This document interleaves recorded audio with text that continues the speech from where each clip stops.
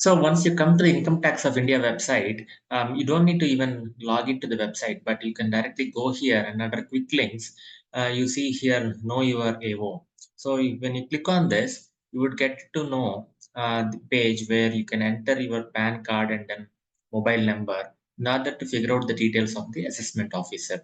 So here I enter my PAN card and details and then also my mobile number. So if in case if you're serving a client and then you want to find the assessment officer details of the specific client, you can enter the details of the PAN card of your customer and then also the mobile number. By that you can figure out the assessment officer details and also the ward to which the your customer belongs to. It will send an OTP to your mobile, and once you enter the OTP, it will take you to the page where you put all the details. So here I'm entering the OTP. I'm just waiting for it. Once I receive my OTP on the mobile, I'm going to enter that here.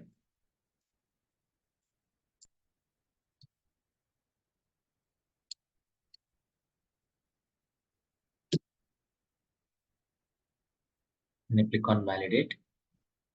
So it will show me the details of all the assessment officer jurisdiction and the email address to whom I can contact.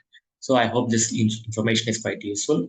You can follow my channel and subscribe in case if you want to listen to more the videos of this type. And don't forget to hit a like button and encourage the YouTuber. Thank you so much.